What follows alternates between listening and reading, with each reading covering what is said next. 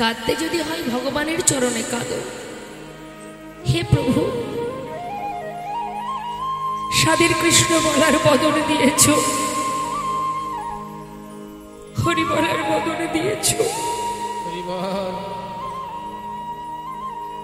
কিন্তু ডাকতে পারলাম না, ভালোবাসতে পারলাম না।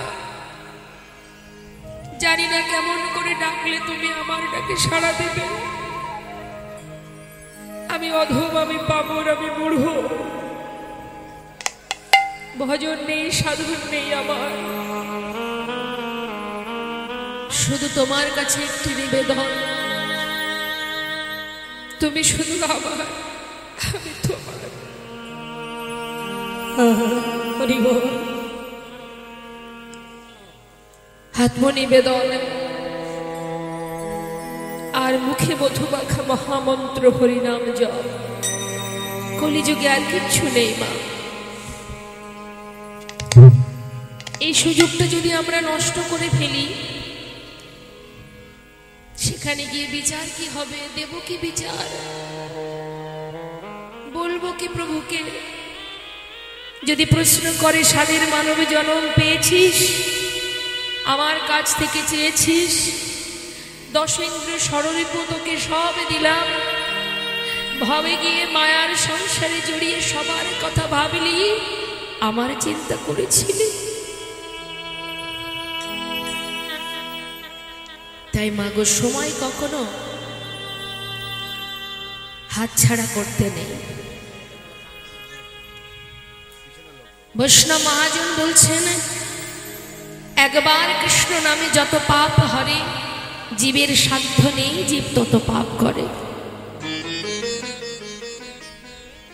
একবার কৃষ্ণ নাম করো, ডাকার মতো একবার ডাকো। তার প্রমাণ মা অজামিল। আপনারা হয়তো অনেকেই জানেন অজামিলের ঘটনা।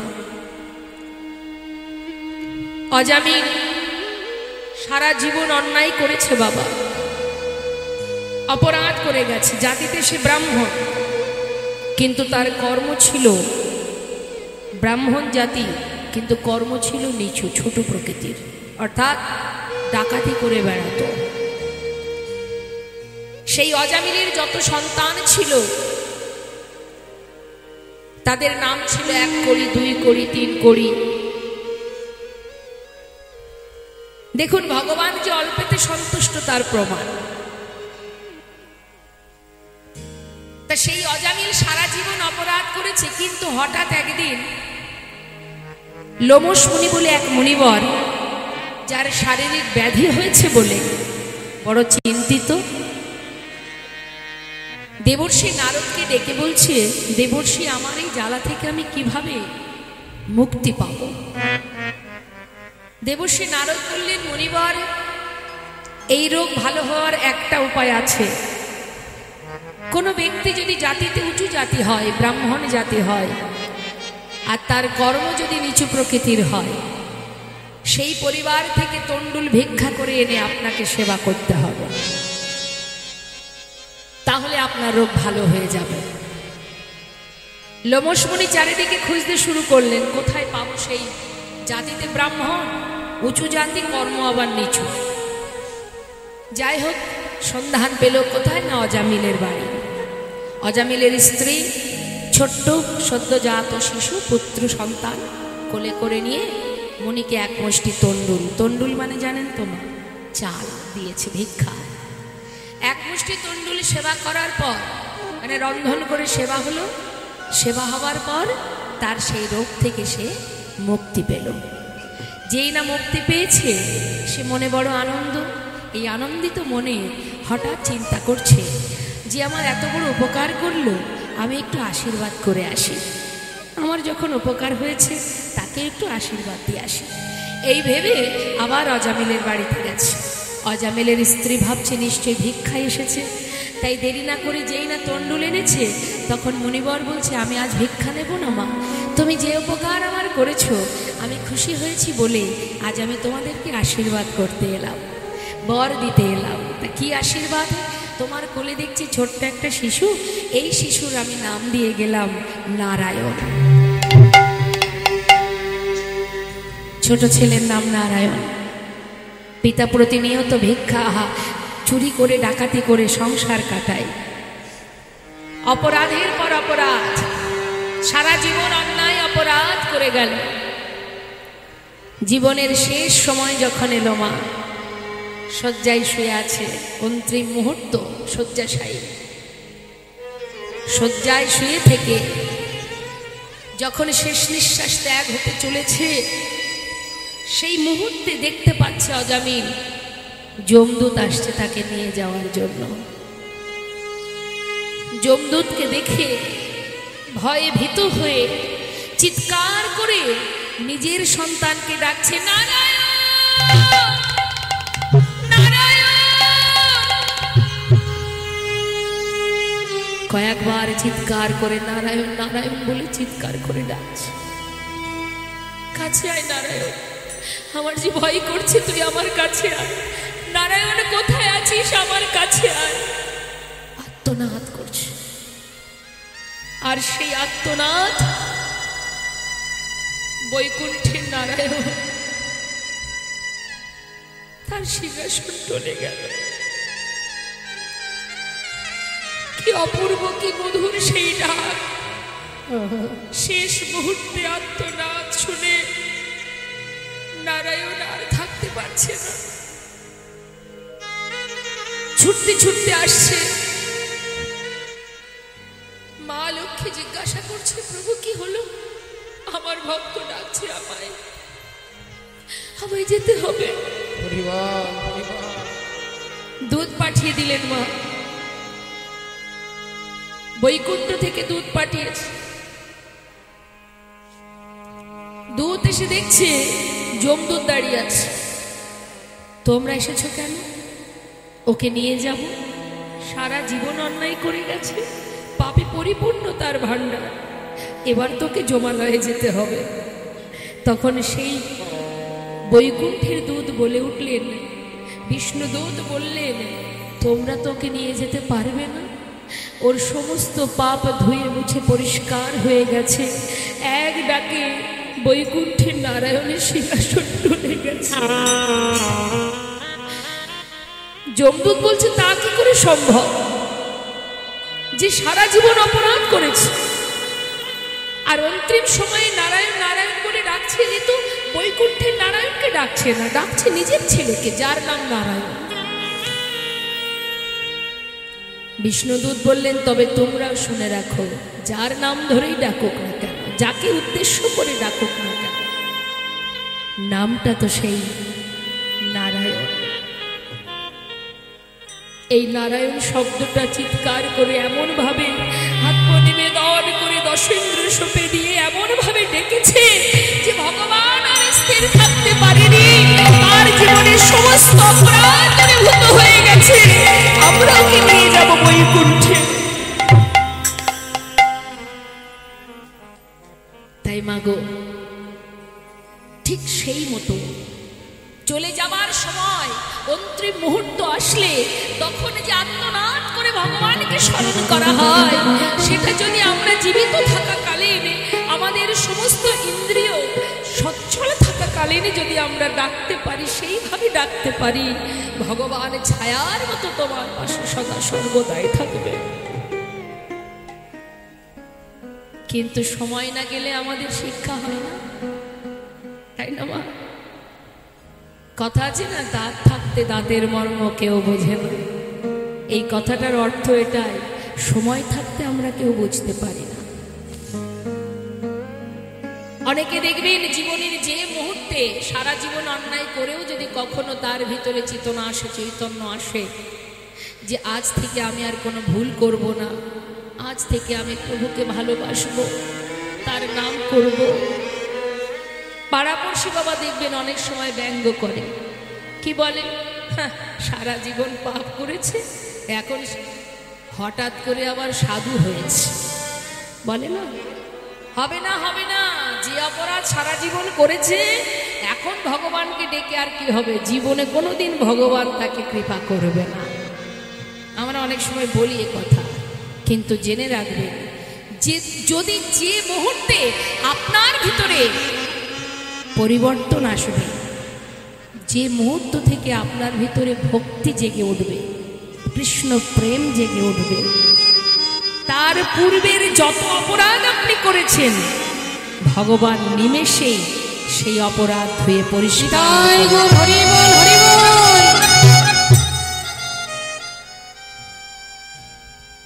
তাই কে কি বলবে না বলবে, শাস্ত্রে বললেন তুমি তোমার ভজন করো, লোকের কথায় কিবা আসে যায়, মিছে দাগা তুমি পেও না, তোমার ভজন তুমি করো। কারণ এসেছি যেমন যেতে তো হবে, যাওয়ার সময় তো আমাদের সবার কখন আসবে জানি না। তাই সময় থাকতে হরি ভজন করো, কৃষ্ণ ভজন করো, ভালোবাসো। ভালোবাসার জন্য কোনো কষ্ট করতে হবে না। তুমি পথে যাচ্ছ, যে কোনো কর্ম করতে যাচ্ছ, যাও না, কিন্তু মুখে তো তুমি হরিনাম করতেই পারো। হাতে কাজ করছো, হরিনাম করো। তাহলে কি হবে? সংসারের প্রতি যা দায়িত্ব সেটাও পূর্ণ হচ্ছে, আবার এদিকে আপনার ভালোবাসার ধন কৃষ্ণ নামও করা হচ্ছে। তাই তো শাস্ত্রে বলছে হরিনাম যদি কেউ করতে পারে তাহলে কি হবে? ভগবত চরণকে সার করো, সম্পদ মনে করো, ধন সম্পদ। গৌর হরির চরণকে ধন সম্পদ ভাবো, আর কি করবে? যা করতে হবে সময় থাকতে করতে হবে। সময় থাকতে যদি করতে পারি, সময় মতো গন্তব্যস্থলে পৌঁছানো যায়। আপনারা জানেন এখানে হরিনাম কীর্তন হবে রাত্রে 8টা, 8:30, 9টা থেকে। তাই আপনারা টাইম মতো বেরিয়েছেন। যদি অসময়ে আসতেন তাহলে এখানে সময় মতো পৌঁছাতে পারতেন। তাহলে আমরা সব কিছুতেই মা একই নিয়ম, যেটাই তুমি করো না কেন সময় থাকতে করতে হবে। কিন্তু সময় ফুরিয়ে গেলে তাকে ডেকে লাভ কি? শিশুকালে কৃষ্ণ ভজে কৃষ্ণ পাওয়ার আসে, যৌবনকালে কৃষ্ণ ভজে আসে কি না আসে, বৃদ্ধকালে কৃষ্ণ ভজে জন্মত আসে। যখন বিপদে পড়ি তখন ভগবানকে ডাকি। যতদিন সংসারের মধ্যে আমার দাম থাকে, মূল্য থাকে, তখন যেন মনে হয় সবই আমার।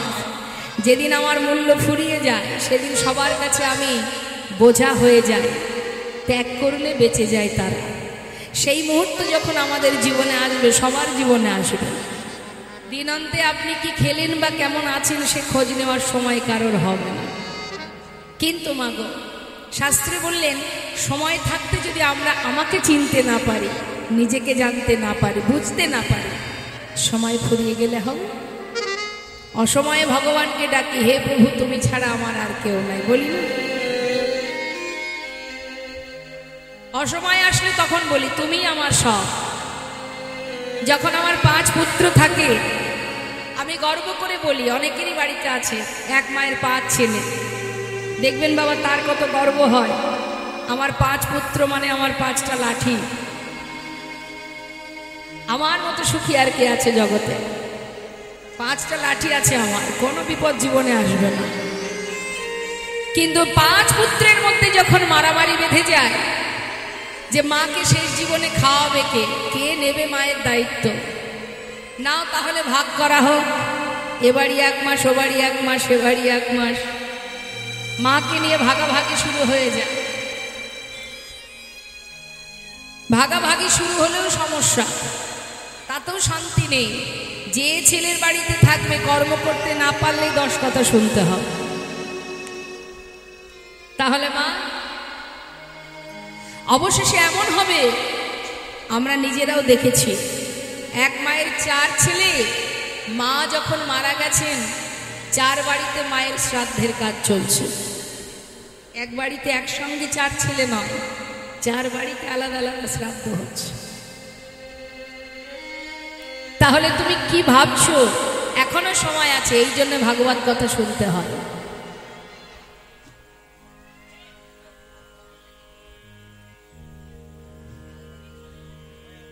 যার যার বাচ্চা তার তার কাছে রাখুন, একসঙ্গে বাচ্চাগুলোকে এক জায়গায় করবেন না। আর তুই দাঁড়িয়ে আছিস কেন?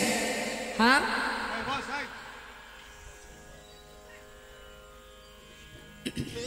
ওরা তো বোঝে না, ওরা শিশু, আপনারা তো বোঝেন। যতটুকু সময় পারবেন ওদেরকে শান্ত করে নিজের কাছে রাখুন। তাই শাস্ত্রে বৈষ্ণব মহাজন বলছে, আগে জানো আমি কে আমার কেন মরে যারে তপত্রয়। এখনো ভাবার সময় আছে, এখনো ভাবো।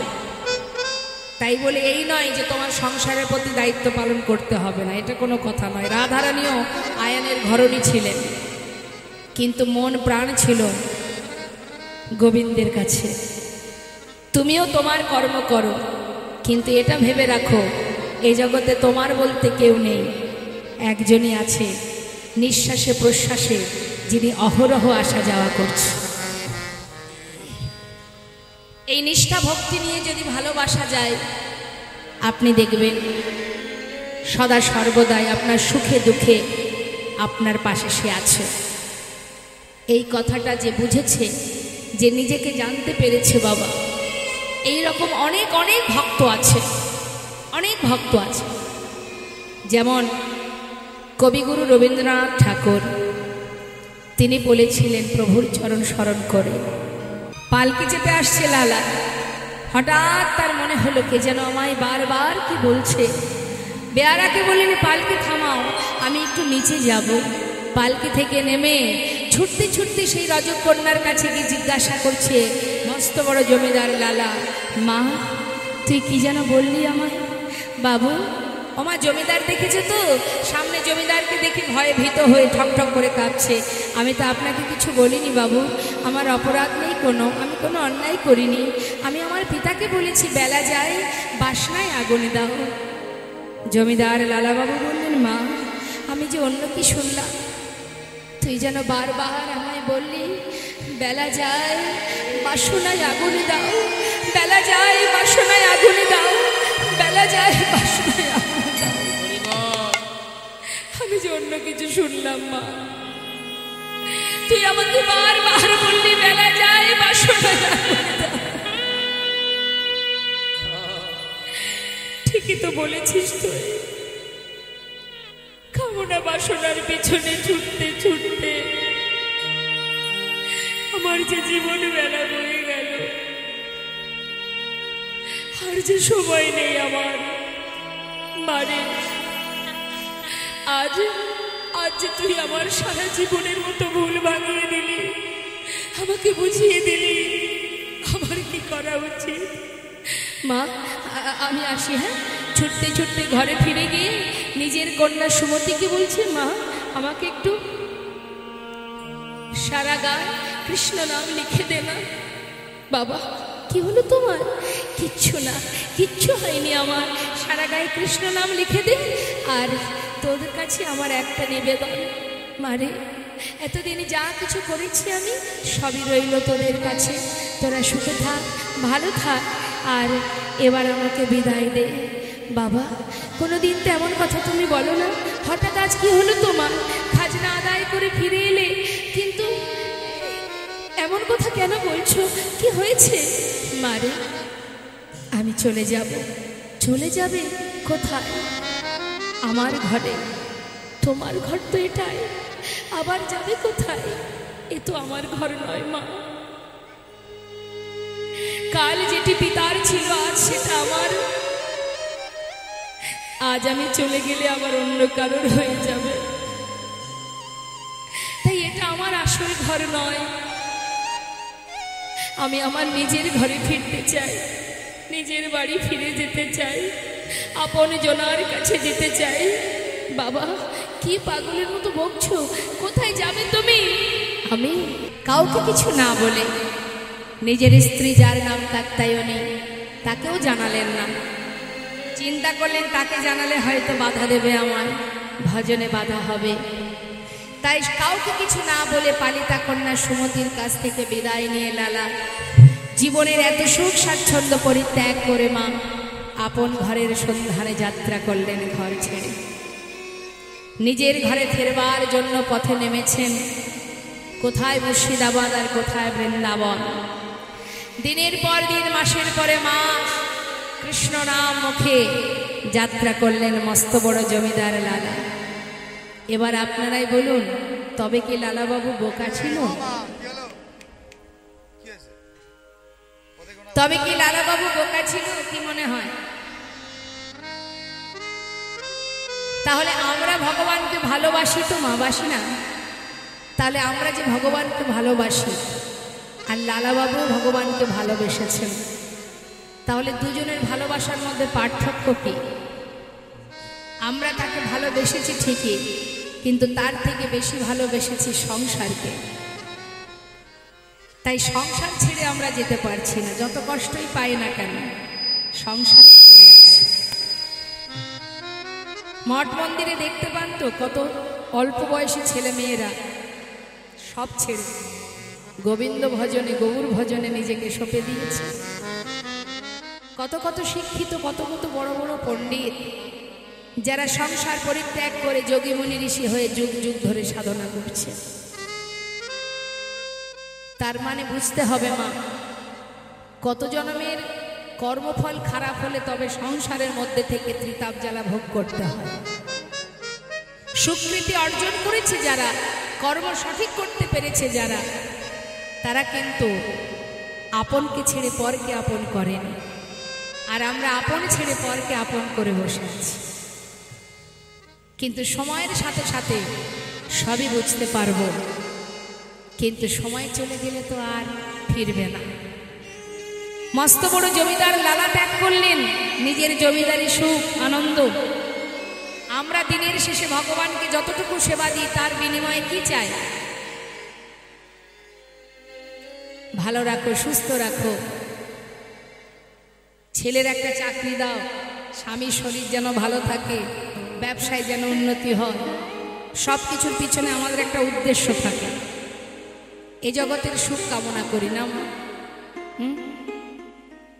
কিন্তু শাস্ত্রে বললেন এমন সুখ, ভক্ত বলছেন এমন সুখ তুমি আমায় দিও না প্রভু, যে সুখ পেলে আমি তোমায় ভুলে যাই। হৃদয় গৌর হরি। এটা ভক্তের চাওয়া। ভক্ত এটাই চায়। আর কি চাই? হে দয়াময়, তুমি তো সুখময়। কিন্তু আমরা জানি ভক্ত কষ্ট পেলে তুমি স্থির থাকতে পারো না। তার প্রমাণ প্রহ্লাদ। একবার নয়, দুইবার নয়, তার পিতা বারবার প্রহ্লাদকে প্রাণে মারতে চেয়েছিল। যতবার চেষ্টা করেছে মারার জন্য, ততবার প্রভুর কৃপায় সে নিজে বেঁচে উঠেছে। অবশেষে যখন প্রহ্লাদকে নিজে, তার পিতা নিজে বধ করবে, নিজে মারবে, অবশেষে নরসিংহ মূর্তি ধারণ করে ভগবান এতটাই খেপে উঠেছে মা, যে আমার ভক্ত যে আমাকে ভালোবাসে, 5 বছরের শিশু যে আমাকে ভালোবাসে, তাকে বারবার, একবার নয় বারবার আঘাত করছে। ভগবান আর স্থির থাকতে পারল না, চঞ্চল হয়ে গেল। নরসিংহ মূর্তি ধারণ করে হিরণ্যকশিপুকে প্রাণে বধ করলেন। তারপরেও তিনি ক্ষান্ত হলেন না। চঞ্চল হয়ে, অস্থির হয়ে, পাগলের ন্যায় চারিদিকে লয় প্রলয় করে দিচ্ছে। তখন সমস্ত দেবদেবীরাও তাকে সান্ত্বনা দিতে পারছে না, শান্ত করতে পারছে না। 5 বছরের ছোট্ট ছেলে প্রহ্লাদকে বললেন, একমাত্র তুমিই পারো তাকে শান্ত করতে। প্রহ্লাদ যখন নরসিংহ মূর্তি ধারণ করে প্রভু দাঁড়িয়ে আছেন, ওই নৃসিংহদেবের সম্মুখে যখন প্রহ্লাদ দাঁড়িয়েছে, প্রহ্লাদকে দেখে তারপরে ভগবান শান্ত হয়েছে। তাই ভক্ত কষ্ট পেলে ভগবান স্থির থাকতে পারে না, চঞ্চল হয়ে যায়। তাই তো হরিদাস ঠাকুর বলেছিলেন, হে দয়াময়,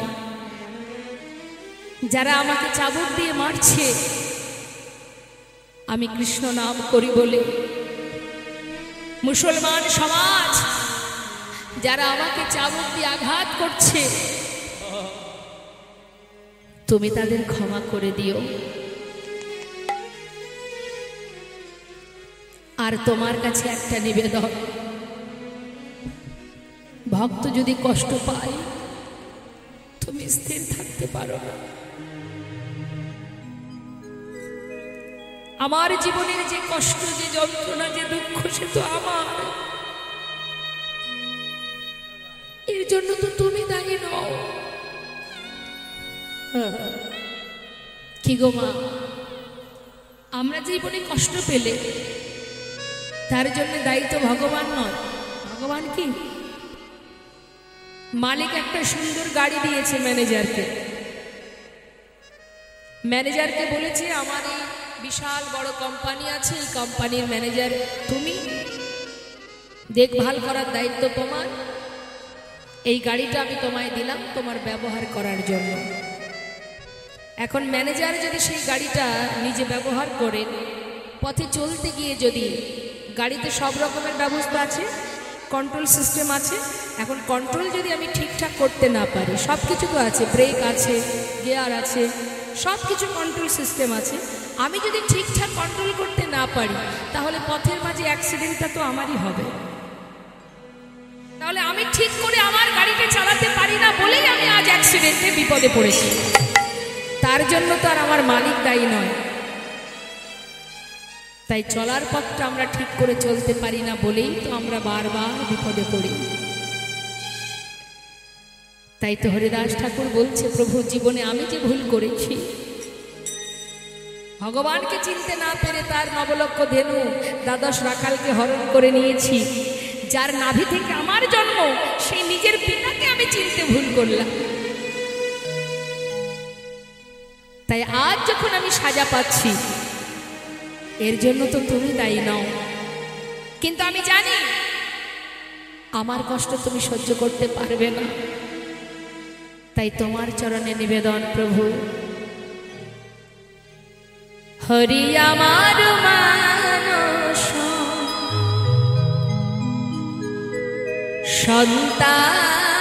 সন্তাপনাশিতে।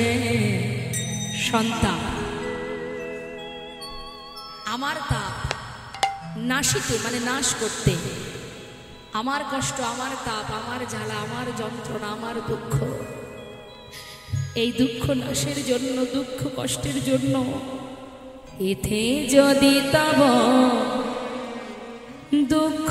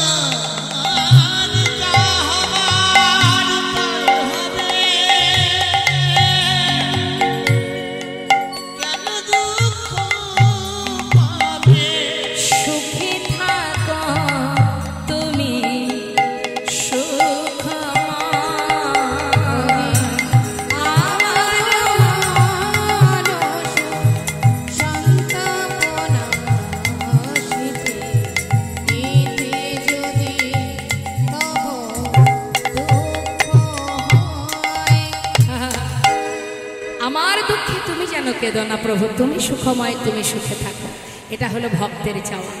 তাই আজ মস্ত বড় জমিদার লালা জীবনে সব কিছু ফেলে আপন জনার সন্ধানে নিজের ঘরে ফেরার জন্য কৃষ্ণ নাম সর্ব অঙ্গে লিখে মুখে কৃষ্ণ নাম গাইতে গাইতে দিনের পর দিন যা চললেন মা বৃন্দাবনের পথে।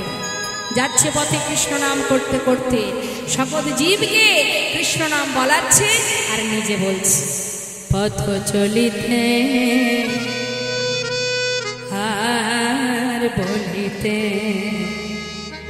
পথ চলিতে আর বলিতে, পথ চলিতে আর বলিতে, চলিতে আর বলিতে, তোমরা লহ লহ কৃষ্ণ না হরে না মধুরে না, লহ লহ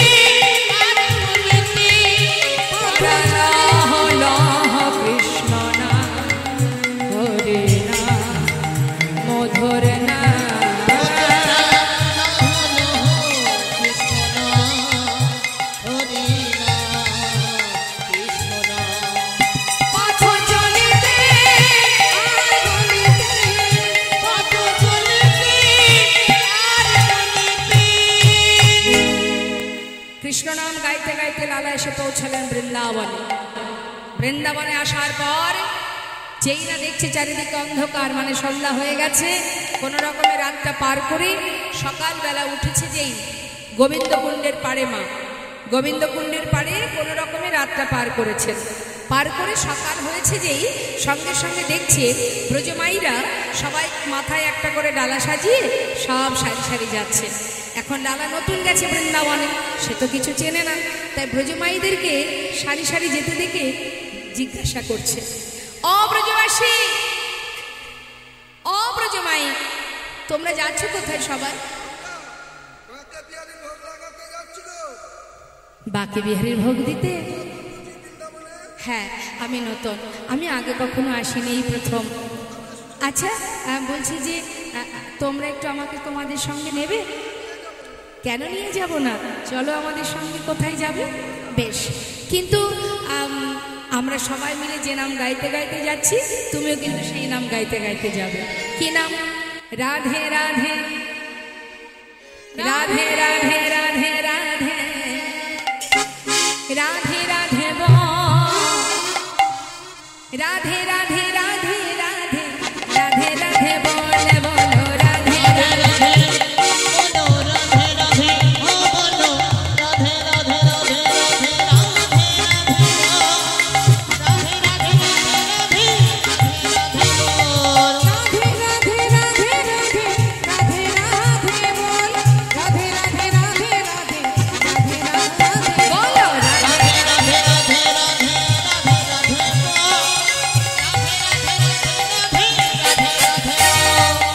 পিছনে যাচ্ছে লালা বাবু মা, সমস্ত ব্রজমাইদের পাছু পাছু যাচ্ছে লালা। আর লালা গাইছে কি? কৃষ্ণ কৃষ্ণ আহা কৃষ্ণ কৃষ্ণ কৃষ্ণ কৃষ্ণ কৃষ্ণ কৃষ্ণ কৃষ্ণ কৃষ্ণ কৃষ্ণ কৃষ্ণ। বলো কৃষ্ণ কৃষ্ণ, বলো কৃষ্ণ কৃষ্ণ, ও বলো কৃষ্ণ কৃষ্ণ, ও বলো কৃষ্ণ কৃষ্ণ কৃষ্ণ কৃষ্ণ কৃষ্ণ কৃষ্ণ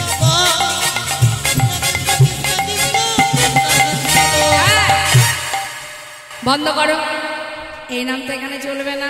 নাম চলবে গো, চলবে না? কেন চলবে না? বৃন্দাবনে কৃষ্ণ নাম চলবে না? এটা বলছে না, বৃন্দাবনে কেউ কৃষ্ণ নাম করে না। দেখো, তোমরা রাধা নাম গাইছো, আমি কৃষ্ণ নাম গাইছি, দুজনের নামই তো হচ্ছে, সেটাই তো ভালো, তাই না? সবার নাম যুগল নাম করা হচ্ছে, বলে না, হবে না। হ্যাঁ, বলো। হ্যাঁ,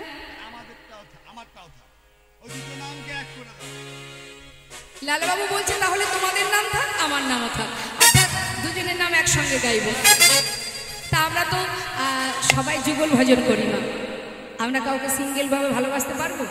আমরা তো যুগল উপাসনা করি, তাহলে সবাই মিলে একসঙ্গে গাইব, রাধে কৃষ্ণ রাধে কৃষ্ণ রাধে কৃষ্ণ রাধে কৃষ্ণ রাধে কৃষ্ণ রাধে কৃষ্ণ রাধে কৃষ্ণ। বলো রাধে কৃষ্ণ, বলো রাধে কৃষ্ণ, রাধে কৃষ্ণ রাধে কৃষ্ণ রাধে কৃষ্ণ রাধে কৃষ্ণ রাধে কৃষ্ণ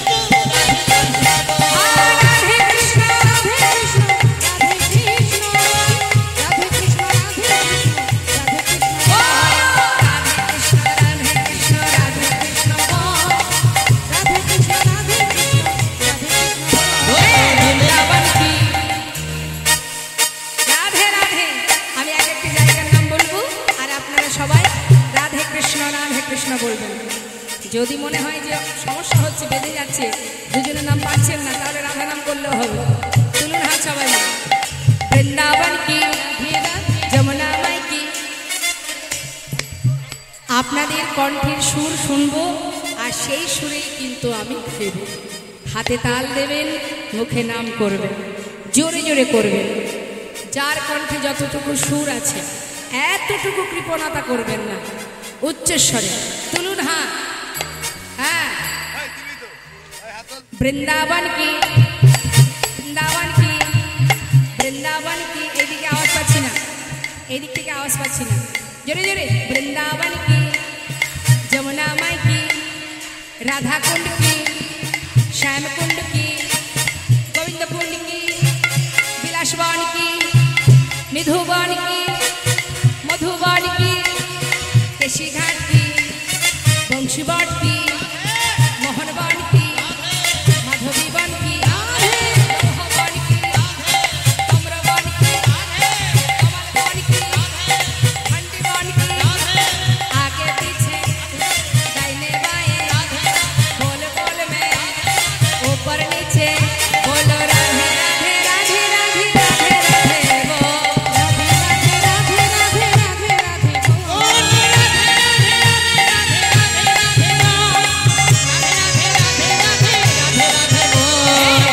राधे राधे राधे राधे वो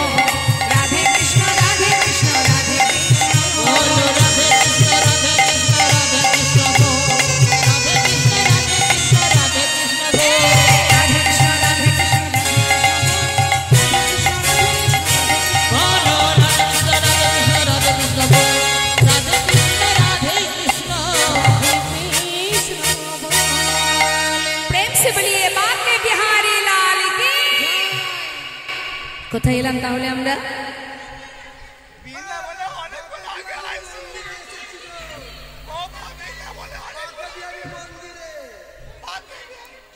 হ্যাঁ আমরা সবাই এখন বর্তমানে কোথায় আছি বাঁকে বিহারীর মন্দিরে হরিবোল হরিবোল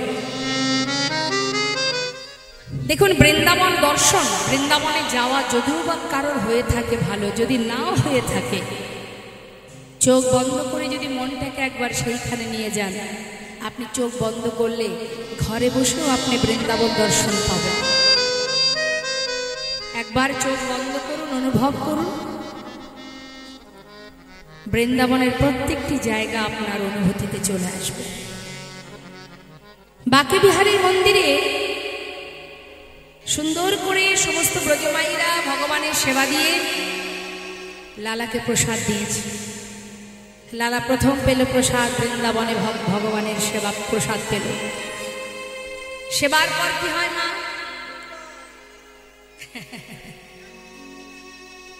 একটু অলসতা আসে না যদি একটু বিশ্রাম কোথাও পেতাম একটু বিশ্রাম করতে পারতাম তা লালা প্রসাদ পাওয়ার পর তার একটু অলসতা আসছে শরীরে তো তিনি কি করেছেন গোবিন্দকুণ্ডের পাড়ে এসে গোবিন্দকুণ্ডের তীরে ওই যে বালি আছে বালির উপরে যেই না তিনি একটু বিশ্রাম করবেন কিন্তু যেহেতু তিনি জমিদার ছিলেন জমিদারের বিছানায় সুখেই দিন কাটাতো কত সুন্দরভাবে ঘুমাতো এখন সেই বিছানা তো আর বালিতে পাওয়া যাচ্ছে না এখন ঠিকঠাক ঘুম হচ্ছে না বলে কিছুটা বালি এক জায়গায় করে সেখানে মাথা রেখে বালি দিয়ে বালিশ তৈরি করে নিয়েছে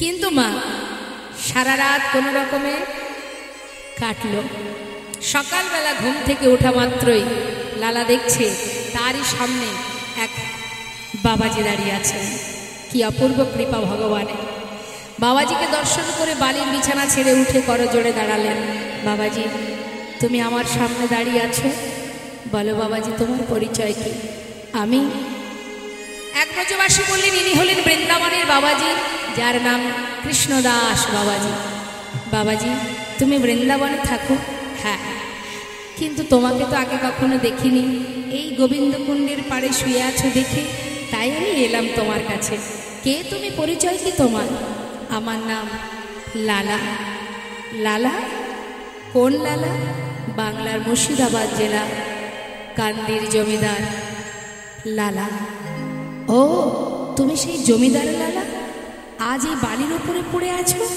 কি চাই তোমার বাবাজি আমার বলতে যা কিছু এতদিন ছিল সব ত্যাগ করেছি আমি আজ এসেছি আমার নিজের ঘরে গোবিন্দ দর্শনের পাওয়ার আশায় ও তুমি বৃন্দাবনে এসেছো গোবিন্দর কৃপা পাবে বলে খুব ভালো কথা বাবাজি আর তুমি একটিবার বলো না এখানে কোথায় কিভাবে গোবিন্দের দেখা পাওয়া যায় কি আছে নিয়ম আমি তো কিছু জানি না বাবাজি তুমি গোবিন্দের দেখা পেতে চাও দীক্ষা হয়েছে তোমার না দীক্ষা হয়নি তাহলে তার দেখা পাবে কি করে যেই না বলেছে দীক্ষা হয়নি ছুটে গিয়ে সাধুর চরণটা জড়িয়ে ধরেছে মা বাবাজির চরণ ধরিয়ে ধরে বলছে বাবাজি যদি দীক্ষা না হলে গোবিন্দের দেখা নাই বা পাই তাহলে আজ তোমার চরণ স্মরণ নিলাম তুমি আমায় দীক্ষা দাও। সাধুর চরণ ধরি কয় লালা কৃপা করি, এই অধমেরে করো এই ভিক্ষা,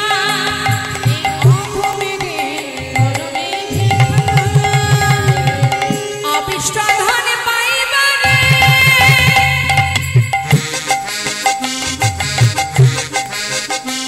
আমি ঘর ছেড়ে এসেছি ঘরে, অবিষ্ট ধন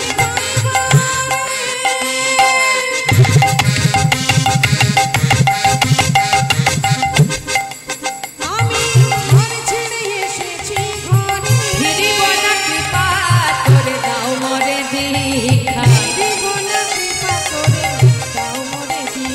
আমি আর তো ঘরে ফিরব না, আর তো ঘরে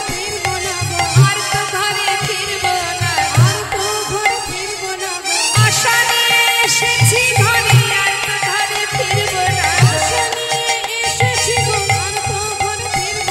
আমি ফিরিব না, কৃপা করে দাও মোরে দীক্ষা।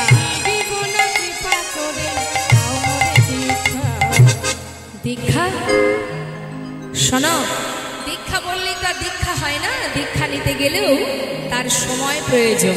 তোমার সে সময় আসেনি এখনো, যদি দীক্ষা নিতে হয় তাহলে তোমার সেই সময় আসুক, আমি নিজে তোমায় দীক্ষা দিয়ে যাব। তাহলে এখন আমার করণীয়, লালা তুমি ছিলে মস্ত বড় জমিদার, অনেক ধন ঐশ্বর্য নিজের হাতে তুমি নাড়িয়েছ, তার এই নাড়াচাড়া করতে করতে ধন ঐশ্বর্যের পিছনে থাকতে থাকতে দুহাত দিয়ে অর্থ উপার্জন করতে করতে তোমার ভেতরে যে মোহ, যে ভোগ উপভোগ করেছো এতদিন, সেই ভোগ বিলাস এখনো তোমার ভেতর থেকে যায়নি। যদি যেত তাহলে আজ বালি দিয়ে বালিশ তৈরি করে তার উপরে মাথা রেখে ঘুমাতে না। তাই শোনো, সুন্দর করে বালির বালিশ তৈরি করে ঘুমাচ্ছ আর মন্দিরে মন্দিরে প্রসাদ পেয়ে দিন কাটাচ্ছ, এইভাবে থাকলে কোনোদিন তার দেখা পাবে না। বৃন্দাবনে এসেছো যখন, বৃন্দাবনে নিজের ঘরে নিজের বাড়িতে নিজের জায়গায়, তাহলে তো কর্ম করতে হবে। নিজের বাড়িতে কাজ না করলে খাওয়া হবে না, ভালোবাসা পাওয়া যাবে? একদিন না 5 দিন কাজ করবেন না, দেখবেন জ্বালাটা কোথায়, বাড়ি থেকে তাড়িয়ে দেবে। তাহলে গোবিন্দের সংসার, যে সংসারের পরিবারের সদস্য আমরা, ভগবানের পরিবারের সদস্য আমরা, তাহলে ভগবানের পরিবার মানে সে তো আমার ঘর আমার বাড়ি, তাহলে সেখানেও কর্ম করতে হবে। কি কর্ম? তুমি ছিলে জমিদার, অনেক ভোগ করেছো, এবার তোমাকে ত্যাগ করতে হবে। সেই জমিদারি অহংকার, সেই লোভ লালসা, সমস্ত আশা ভরসা পরিত্যাগ করে ভিক্ষার ঝুলি কাঁধে নিয়ে জীবের দ্বারে দ্বারে ভিক্ষা করবে। বাবাজি আমি তাই করতে রাজি। বেশ, ভিক্ষার ঝুলি লালার কাঁধে তুলে দিল মা। ধরো ধরো লালা ভিক্ষার ঝুলি কাঁধে,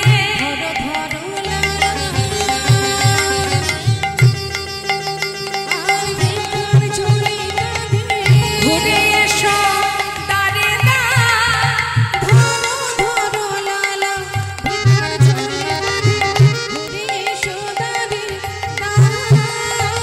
মুখে রাধা গুণগান, ভিক্ষা মেগে নাও, কৃষ্ণ পদ কর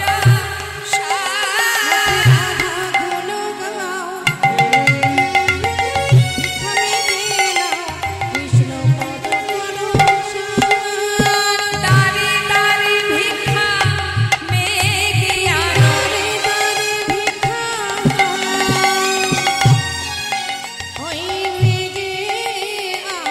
মুখে রাধা রাধা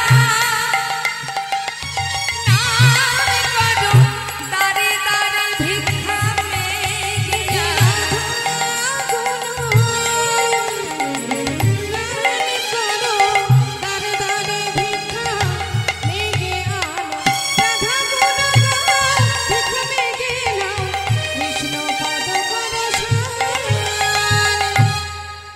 দাঁড়ে দাঁড়ে ভিক্ষা করতে শুরু করলেন লালা, মুখে রাধা নাম জপ করে। হঠাৎ একদিন তার পরিবার বৃন্দাবনে গেলেন। যেই না স্বামীকে সামনে দেখেছে মা, সারা গায়ে কৃষ্ণ নাম, কাঁধে ভিক্ষার ঝুলি, দেখা মাত্রই কাত্যায়নে কাঁদছে। স্বামীর এহনো বেশ সহ্য করতে না পেরে নয়নের জলে বুক ভাসিয়ে কাঁদছে তার স্ত্রী কাত্যায়নে। স্বামী এত বড় জমিদার, এত সুখ, এত শান্তি, এত তৃপ্তি, এত আনন্দ সব ত্যাগ করে ভিক্ষার ঝুলি কাঁধে নিয়ে দাঁড়ে দাঁড়ে ভিক্ষা করছো। স্বামী এই রূপ, এই বেশ আমি সহ্য করতে পারছি না, তুমি ফিরে চলো স্বামী, ঘরে ফিরে চলো। কাত্যায়নী, আমি তো আমার ঘরে এসেছি, যাবো আর কোথায়? আর তো আমার কোনো ঘর নেই, এটাই আমার ঘর, এটাই আমার ঠিকানা। ছোট্ট ছেলে নারায়ণ বললেন, বাবা তুমি যদি ফিরে আর নাই যাবে, তাহলে বৃন্দাবনে তোমার জন্য থাকবার একটি বাসস্থান করে দিই। বেশ, তুই যদি করে দিস আমার কোনো বাধা নেই। নারায়ণ সেই সময়ে ওই বৃন্দাবনে একটি মন্দির নির্মাণ করে দিলেন মা, যেটা আজও বর্তমান। আপনারা দর্শন করবেন গিয়ে, রাধাকুণ্ডের পাশেই আছে লালাবাবুর মন্দির। সেই মন্দিরে এক বিগ্রহ স্থাপন করলেন, যে বিগ্রহের নাম কৃষ্ণচন্দ্রমা। সেই ভগবান স্থাপন হলো, ভগবানের প্রাণ প্রতিষ্ঠা হলো। কিন্তু লালার যেহেতু দীক্ষা হয়নি, সেই কারণে লালা কিন্তু ভিক্ষাই করে, শুধু ভগবানের সেবা দিতে পারেন। যেহেতু দীক্ষা হয়নি, তাই মন্দিরে ভোগ নিবেদন করার জন্য এক পূজারী রেখে দিয়েছে। আর এটাই লালা দুঃখ, যে আমি কবে তোমায় নিজে হাতে সেবা দেব? কেন আমি দিতে পারি না? কেন আমার দীক্ষা হলো না? কবে তোমার কৃপা হবে? কবে আমি দীক্ষা মন্ত্র পাব? প্রতিদিন ভিক্ষা করে বটে। আর যখন মন্দিরে ভোগ নিবেদন হয়, পূজারী যখন নিবেদন করে, আরতি করে, ওই দরজার বাইরে বসে বসে মন্দিরে ভগবানের নয়ন পানে চেয়েছে, নয়নের জলে দরজার বাইরে বসে বসে কাঁদে আর বলে, প্রভু জীবনের সর্বস্ব ছেড়ে তোমার কাছে এলাম, নিজে হাতে তোমাকে সেবা দেব। কোন অপরাধের কারণে আজ তুমি আমাকে এইভাবে দূরে সরিয়ে রেখেছ? প্রতিদিন কাঁদে। হঠাৎ পূজারীকে ডেকে বলছে, পূজারী আজ আর ভিক্ষা করতে ভালো লাগছে না, আজ আর আমি কোথাও যাব না। ওই যে গুহা আছে, গুহার মধ্যে বসে বসে আমি একটু ভজন করব। তুমি মন্দিরে ভোগ নিবেদন করে আমাকে একটু প্রসাদ দিয়ে আসবে। বেশ বেশ। লালা আর সেদিন ভিক্ষায় গেল না মা, গুহার মধ্যে বসে বসে ভজন করছে। আর মনে মনে প্রতিজ্ঞা করলেন, যতদিন তোমার দেখা না পাবো এখানেই প্রাণ ত্যাগ করবো। শুনেছি তোমায় ডাকলে নাকি তুমি ভক্তের ডাকে সাড়া দাও। এত কষ্টের পর, এত পরীক্ষার পরেও যদি তোমার দেখা না পাই প্রভু, তাহলে এই প্রাণ আমি আর রাখতে চাই না। আমি জানি না দয়াময় কিভাবে তোমায় ডাকতে হয়, শুধু এইটুকু তোমায় জানিয়ে রাখি, যত সময় তোমার দেখা না পাবো আর এই গুহা থেকে বাইরে বেরোবো না। আমি কেমন করে ডাকিব প্রভু, বলে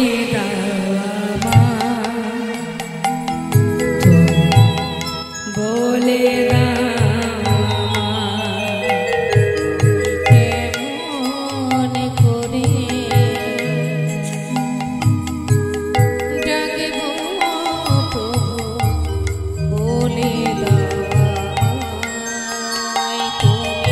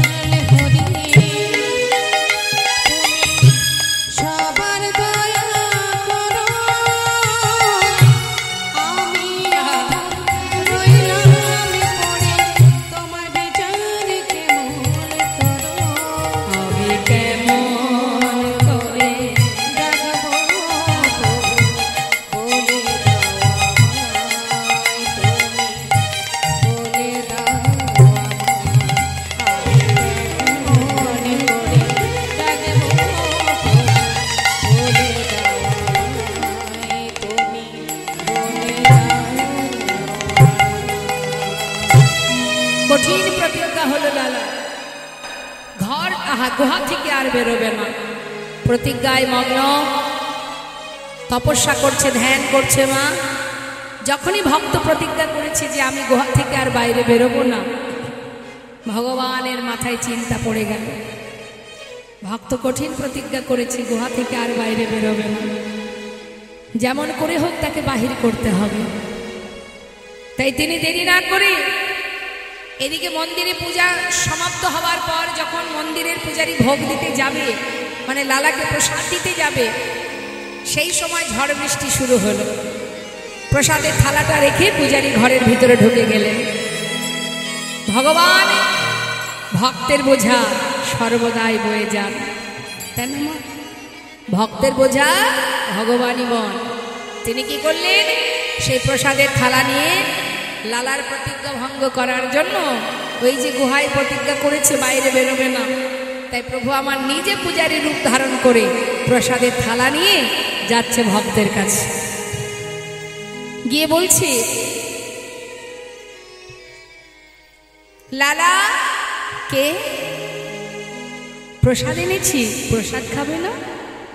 যেই না প্রসাদ খেয়েছে আবার লালা, আহা ভগবান চলে গেলেন। ভগবান চলে যাবার পর বৃষ্টি বন্ধ হলো। বৃষ্টি যেই বন্ধ হলো, পূজারী ভাবছে তাই প্রসাদটা দিয়ে আসতে হবে, যাই। হঠাৎ দেখছে প্রসাদের থালাটা যেটা বাইরে ছিল তার ভিতরে কোনো প্রসাদ নেই। ভাবছে কোনো ভক্ত এসে বোধহয় নিয়ে গেছে। বেশ, মন্দিরে তো আরও আছে, তা থেকে একটু দিয়ে আসি, এই ভেবে কিছুটা প্রসাদ একটা পাত্রে সাজিয়ে নিয়ে মন্দির থেকে এবার যে প্রকৃত পূজারী, সেই পূজারী থালা নিয়ে যাচ্ছে লালাকে প্রসাদ দেবে। গুহার ভিতরে বসে আছে লালা, নাম করছে কৃষ্ণ নাম। পূজারী গিয়ে বলছে, লালা কে? তুমি প্রসাদ খাবে না? আমি পূজারী, তোমার জন্য প্রসাদ এনেছি। লালা বলছে, আমি তো প্রসাদ পেয়েছি। পেয়েছো? কে দিল তোমায়? কেন? তুমি তো এসেছিলে প্রসাদ দিতে, ভুলে গেছো? আরে আমি কেন আসবো? আমি তো এই সবে মাত্র এলাম, আমি তো এর আগে আসিনি। বলো কি পূজারী, তুমি এলে, প্রসাদ খেলাম, তুমি চলে গেলে, মনে হয় তুমি ভুলে গেছো। আরে না, বিশ্বাস করো লালা, আমি এই তো প্রথম এলাম, আমি তো এর আগে আসিনি। আসলে তুমি যদি নাই আসবে তাহলে এলো কে? তোমার মতো দেখতে, তোমার মতো বেশ, তোমার মতো কণ্ঠস্বর, আমার মতো কণ্ঠস্বর।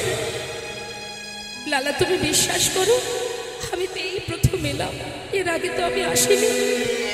পূজারী, তুমি কে এসেছিল আমার কাছে? লালা, তুমি কাছে পেয়েও তাকে চিনতে পারোনি লালা। পূজারী, তুমি কার কথা বলছো? বলো না, তুমি কার কথা বলছো? লালা আবার জিজ্ঞাসা করছো আমার কাছে, তুমি বুঝতে পারছো না? লালা এসেছিল, সে কে? কে এসেছিল পূজারী আমার কাছে? কে এসেছিল? মিছে কেন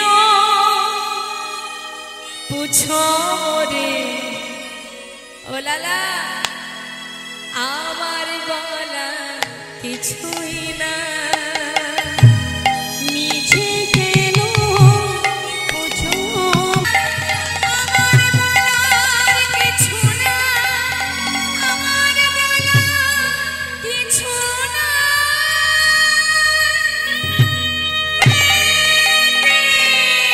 কৃষ্ণ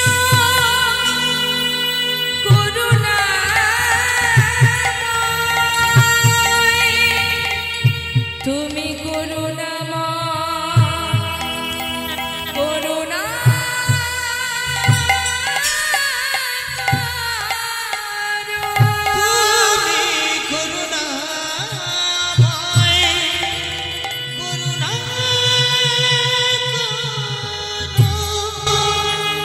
গুহা থেকে বাইরে বেরিয়েছে লালা।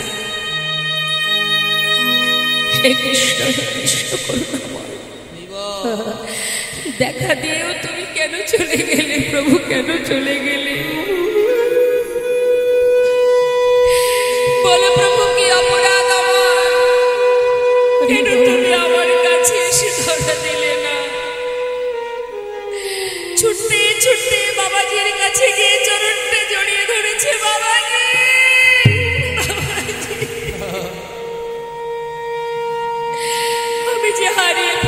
বাবাজি, আমি হারিয়ে ফেলেছি, কাছে পেয়েও হারিয়ে ফেলেছি। বাবাজি, তুমি বলো না কোন কারণে তুমি আমায় দীক্ষা দিলে না? জানো, শেষে ছিল আমার কাছে, ধরা দিল না প্রভু।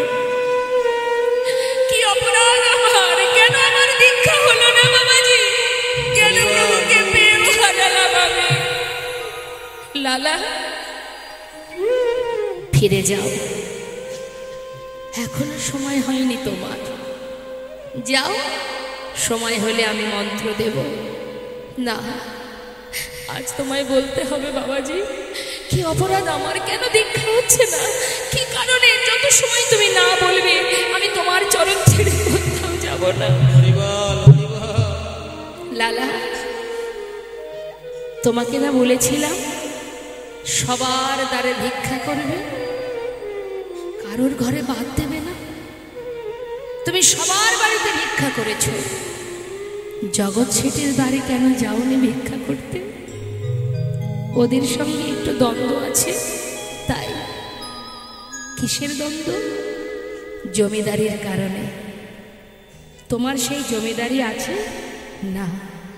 তুমি আর জমিদার আছো না? তাহলে দ্বন্দ্ব কেন থাকবে লালা?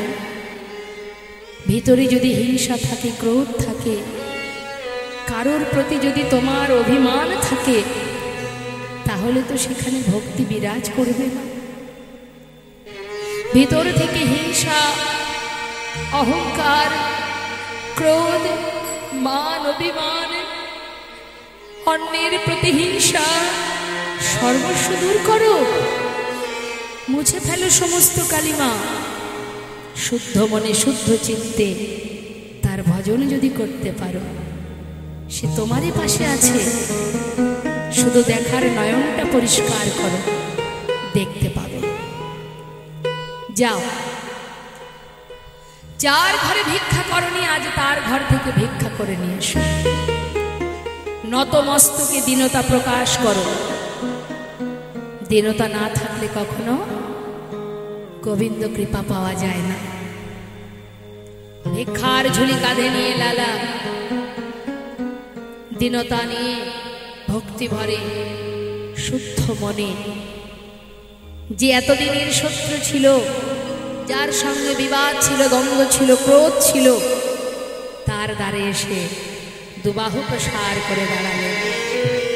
ভিক্ষা দে, ভিক্ষা দে রে বোন।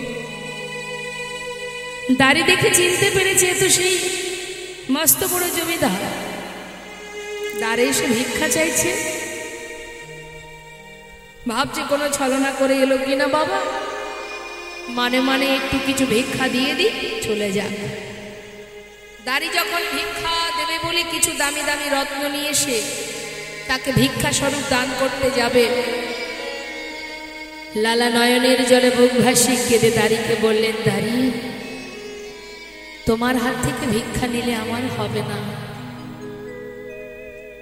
যার দ্বারে এসে দাঁড়িয়েছি তাকে একবার নিচে নামিয়ে নিয়ে এসো, এক মুষ্টি তন্ডুল নিয়ে আমি চলে যাব। আর যে ভিক্ষা দেবে বলে যে সম্পদ তুমি এনেছো, আমার তো এসবের কোনো প্রয়োজন নেই। আমি ধনের ভিখারি নয়, আমি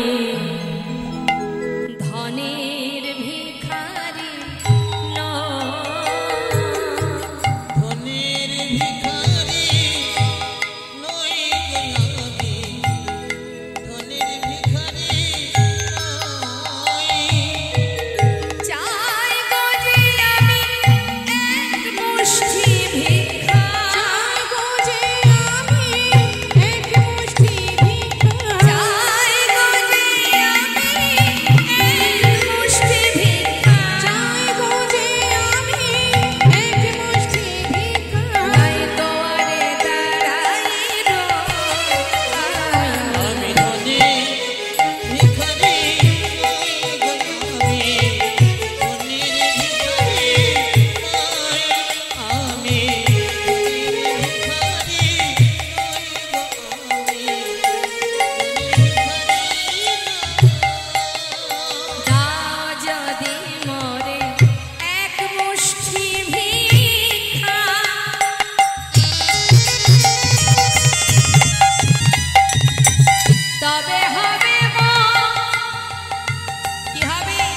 গুরু পদে দীক্ষা যদি মোরে এক মুষ্টি ভিক্ষা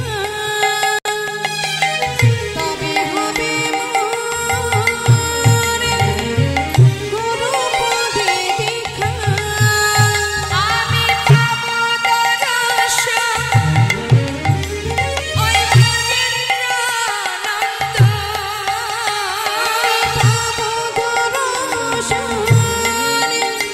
ওই ব্রজেন্দ্রানন্দ সে কথা তোমারে কই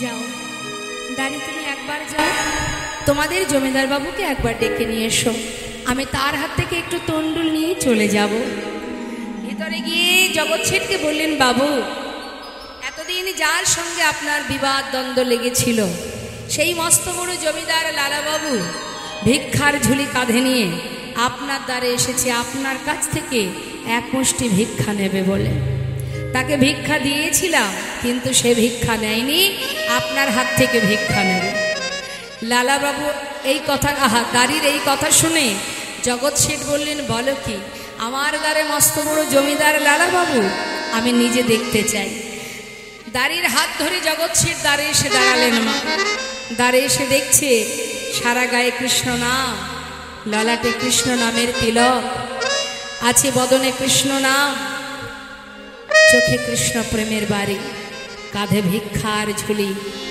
দুবাহু প্রসার করে ভিক্ষাং দেহি জগৎ শেঠ দূর থেকে দেখে জিজ্ঞাসা করছে যে বেশ পরিধান করে আজ আমার দ্বারে দাঁড়িয়ে আছো এতদিন তোমার সঙ্গে এত দ্বন্দ্ব এত যুদ্ধ এত লড়াই এত বিবাদ করেছি কে জানে তুমি আবার কোনো ছলনা নিয়ে আমার দ্বারে দাঁড়িয়েছ কিনা এটা নতুন কোনো ছলনা নয় তো বলে উঠলেন লালা না না আসিনি আজ তোমার কাছে বন্ধু কোনো ছলনা দেখো চেয়ে দেখো ঘাটের মাঝি পার ঘাটাতে বসে ডাকছে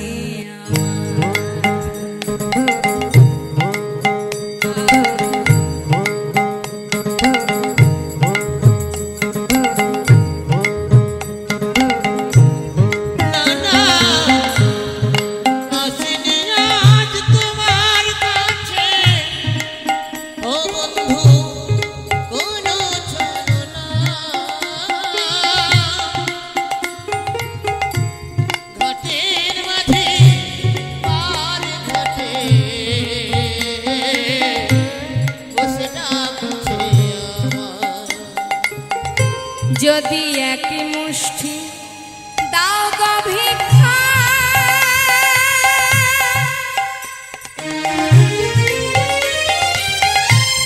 তবে হবে মোর গুরু পদে দীক্ষা যদি এক মুষ্টি দাও গো ভিক্ষা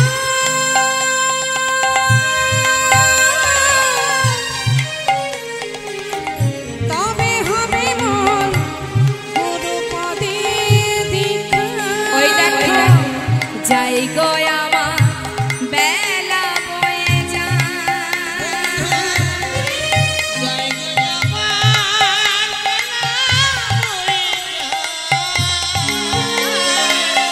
ঘাটের মাঝি পার ঘাটে বসে ডাকছে ঘাটের মাঝি পার ঘাটে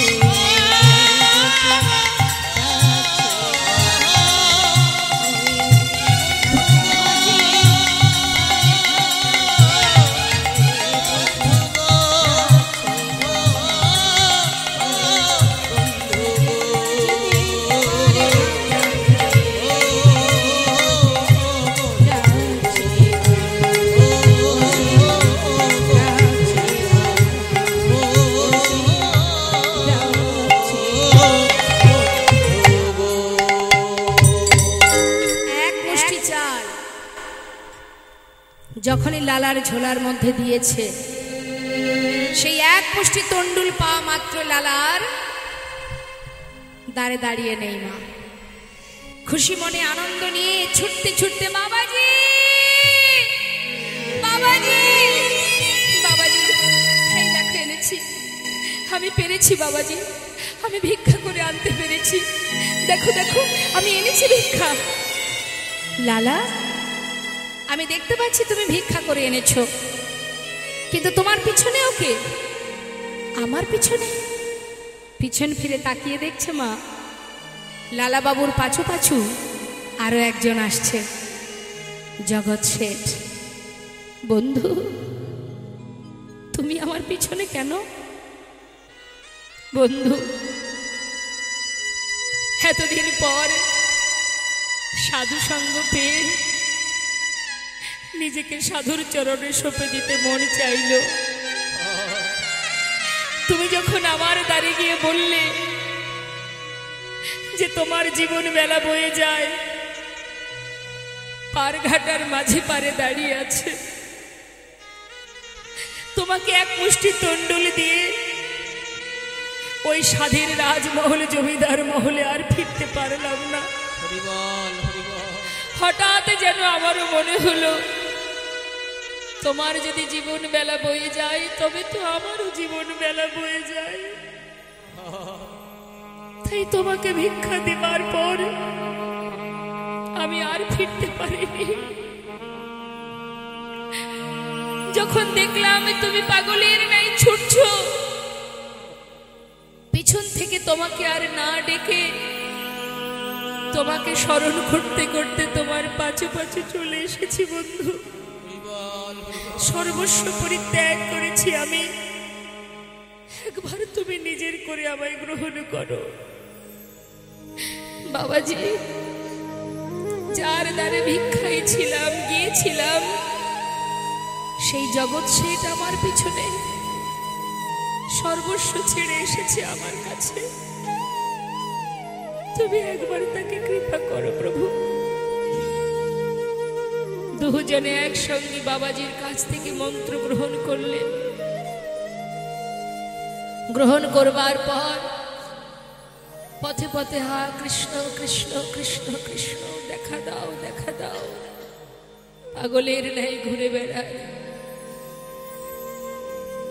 হে প্রভু, শুনেছি তোমায় ডাকলে নাকি তুমি ডাকে সাড়া দাও, একবার মোরে কৃপা করো, দেখা দাও। জানি না কত সময় আর প্রাণে আছি বেঁচে। প্রতিদিন পথে পথে ঘোরে মা। দীক্ষা পাওয়ার পরে গোবিন্দ দর্শনের বাসনা আরো বেড়ে গেল। দেখা না দিলে প্রাণ ত্যাগ করব প্রভু, তুমি একবার দেখা দাও, না হলে প্রাণ রাখবো না। ভক্তই তো পারে ভগবানের কাছে জোর খাটাতে। কত সময় দেখা দেবে না তুমি? দেখা দাও। যদি দেখা না দাও, ওই যমুনার জলে প্রাণ বিসর্জন করব। লালা ছুটতে ছুটতে যাচ্ছে। জগৎ শেঠ বলে উঠলেন, বন্ধু, মরতে যদি হয় তাহলে আমি কেন আর বেঁচে রইব? আমাকে সঙ্গে করে নাও, দুজনে একসঙ্গেই ত্যাগ করব নিজেদেরকে। দুইজনে একসঙ্গে যমুনার জলে নামছে। আর করুণাময় ভগবান, ভক্তেরকে মৃত্যু হবে মা। ভগবান ভক্তকে রক্ষা করার জন্য তিনি দেরি না করে ছুটে এলেন যমুনার পাড়ে বালুরাশিতে। বালুরাশিতে ত্রিভঙ্গ বঙ্কিম ঠামে দাঁড়িয়ে লালাকে ডেকে উঠলেন, লালা, ভক্ত লালা। কে কে? একবার পিছন ফিরে চেয়ে দেখো। যেই না পিছন ফিরে চেয়েছে, দেখছি অনাদি আদি গোবিন্দ, সর্বকারণের কারণ, অনন্ত বিশ্ব ব্রহ্মাণ্ডের মালিক ভগবান কৃষ্ণ ত্রিভঙ্গ বঙ্কিম ঠামে দাঁড়িয়ে ছুটে গিয়ে চরণটা জড়িয়ে ধরেছে।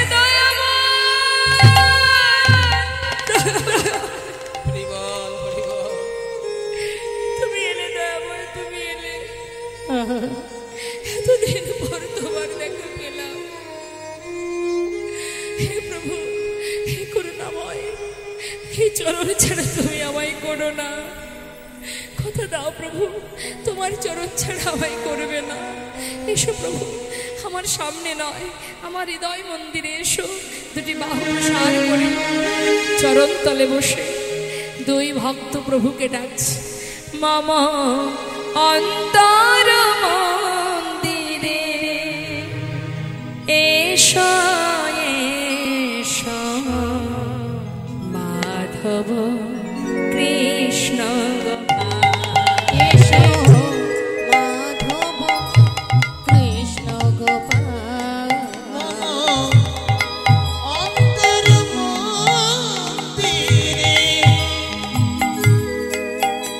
তুমি এসো,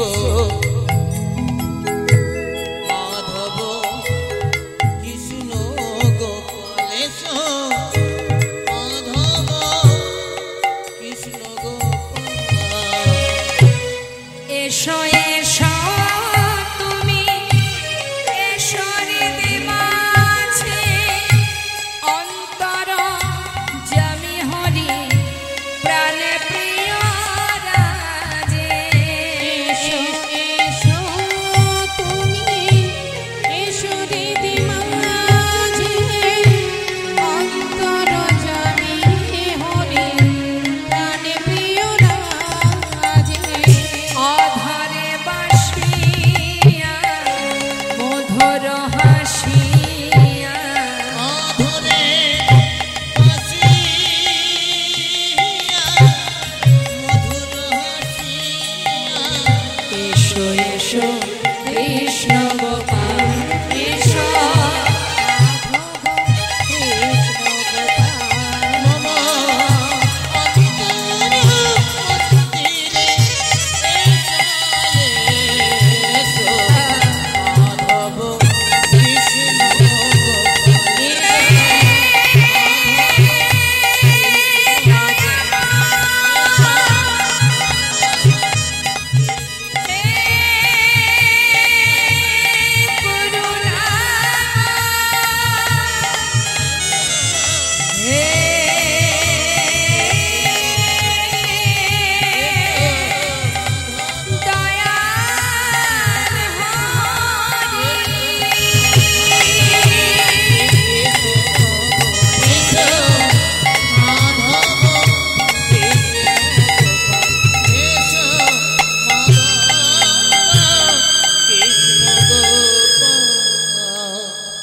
ভক্ত আর ভগবানের মিলন হইল, ভক্ত আর ভগবানের মিলন হইল। প্রেমানন্দে বদন ভরে হরি হরি বল, প্রেমানন্দে বদন ভরে হরি হরি বল। শ্রীধাম বৃন্দাবনে ভগবানের চরণপাদ পদ্ম লাভ করেছিলেন যে ভক্তের কথা আমরা শুনব, সেই ভক্তের নিবাস অর্থাৎ তার বাড়ি কোথায়? আমাদের এই বাংলাতেই মুর্শিদাবাদ ডিস্ট্রিক্ট, মুর্শিদাবাদ জেলার কান্দি বলে একটি জায়গা আছে মা। সেই কান্দির মস্ত বড় জমিদার এই লালাবাবু, যার ঠাকুরদাদার নাম ছিল গঙ্গা গোবিন্দ সিংহ, পিতার নাম ছিল প্রাণকৃষ্ণ সিংহ। যখন তার পিতা প্রাণকৃষ্ণ সিংহ জমিদারি রক্ষা করছেন, ছোট্ট ছেলে 12 বছরের বয়স লালা কাচারি বারান্দায় বসে আছে। জমিদারি বিশাল বড় মহল, বারান্দাতে বসে আছে। এখন বারান্দাতে বসে দেখছে জমিদার মহলের সদর দরজার কাছে একজন কন্যাদায়গ্রস্ত ব্রাহ্মণ এসেছেন সাহায্যের জন্য। দাড়িটাকে বারবার ধাক্কা দিয়ে তাড়িয়ে দিচ্ছেন, কারণ জমিদার মহলে একটা নিষেধাজ্ঞা ছিল, কোনোদিন কিছু কাউকে দান করবেন না। ছোট্ট ছেলেটি দূর থেকে দেখে জিজ্ঞাসা করছে, দাড়ি দেখুন মা, এমন এমন সংসারে আছে মা বাবা কৃষ্ণ ভক্ত নয়, সন্তান কৃষ্ণ ভক্ত, তাই না? এ তো ভগবানের পরীক্ষা। ভক্ত সন্তান পাঠায় কেন? মা হয়তো ভক্তিমতী নন, কিন্তু গর্ভে জন্মালো একজন ভক্ত। এগুলো সুকৃতি। নিশ্চয়ই তার কোনো সুকৃতি ভালো ছিল, তাই তার গর্ভে সুসন্তান জন্মেছে। আর ওই সুসন্তানের কারণে তার 14 পুরুষ, তার 21 পুরুষ উদ্ধার হয়ে যাবে। তাই ঘরে যদি কখনো কৃষ্ণ ভক্ত সন্তান জন্ম নেয়, শাস্ত্রী বললেন একটা কৃষ্ণ ভক্ত সন্তান হলে সেই ঘরের 21 পুরুষ উদ্ধার হয়। আর কারোর ঘরে যদি কুপুত্র জন্ম নেয়, তার জন্য 14 পুরুষ নরকে চলে যায়। তো সেই সন্তান, সে ছিল ধার্মিক, একটু দয়ালু, কারোর কষ্ট সহ্য করতে পারতো না, দান ধ্যান করতে ভালোবাসতো ছোটবেলা থেকে। তা যখনই কিনা দাঁড়ি বলেছে যে তাকে তো কিছু দান করা যাবে না, যেহেতু মহলে, আমাদের জমিদার মহলের আদেশ এটা, তখন লালা 12 বছরের ছেলে, অনেকেই আপনাদের ঘরে আছে জানেন আপনারা, তার 12 বছরের শিশু কতটুকুই বা, সে বলে উঠল, শোনো দাঁড়ি, ভিতরে গিয়ে পিতাকে বলো সে যেন এই ব্রাহ্মণ, একজন কন্যাদায়গ্রস্ত পিতা, আবার জাতিতে সে ব্রাহ্মণ, দ্বারে এসে দাঁড়িয়েছে, তাকে খালি হাতে ফিরিয়ে দেবে, 1000 টাকা যেন দান করে দেয়। কথাটা যখনই দাঁড়িয়ে গিয়ে বলেছে, তার পিতার একটু ক্রোধ জন্মালো। কেন? আমি জমিদার, আমার আদেশ, আজ আমার সন্তান হয়ে আমার আদেশ লঙ্ঘন করে, এত বড় স্পর্ধা, যে দুধের শিশু তার এত বড় স্পর্ধা হয় কি করে, আমার আদেশ ভঙ্গ করে।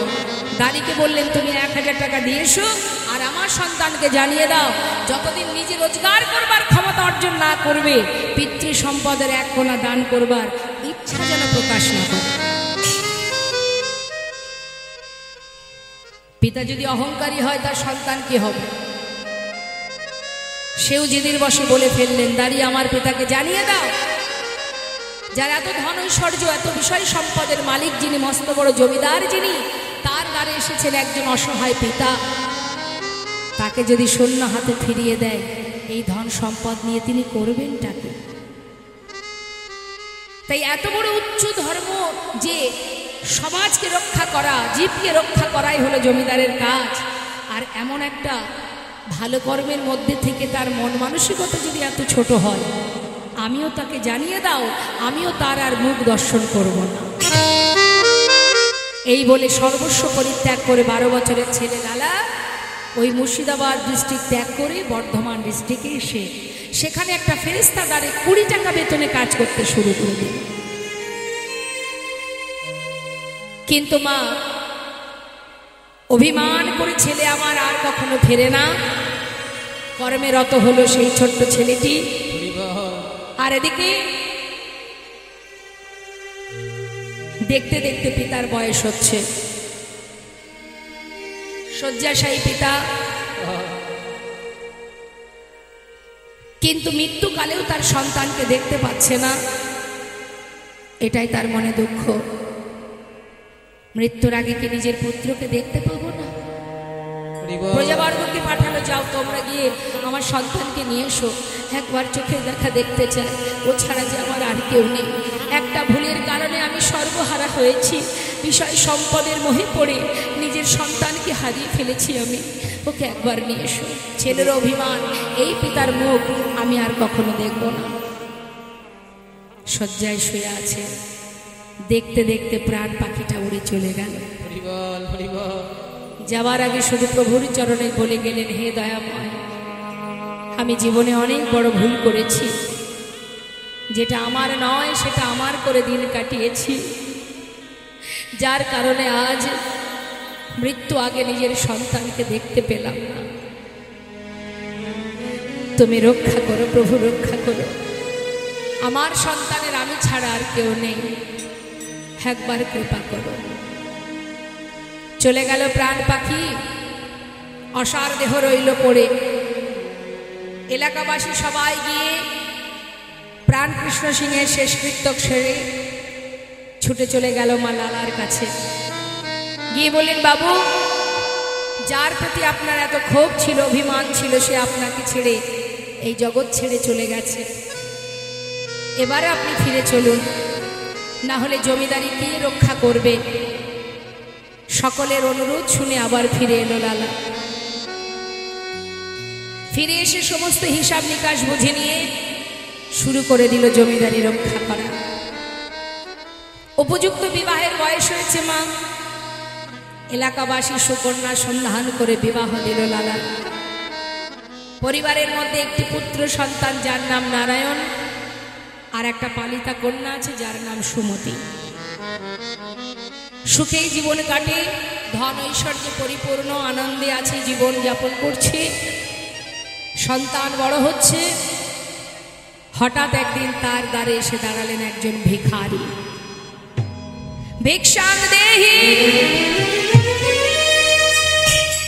লালা নিজেই নেমে এলেন, এসে জিজ্ঞাসা করলেন, ভিখারি তুমি ভিক্ষা নেবে? তুমি ভিক্ষা নিয়ে কি করো, আর ভিক্ষা করোই বা কেন? যেই না জিজ্ঞাসা করেছে, ভিখারি বলছে, বাবু আমি কেন ভিক্ষা করি তাহলে শোনো। বাবু গো, বাবু গো,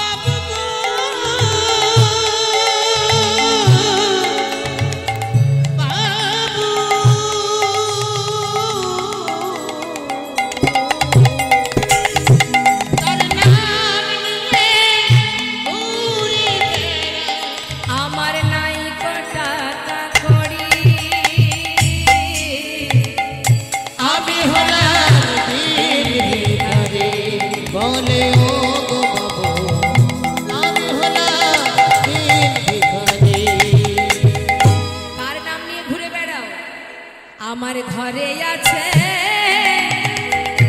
গিরিধারী,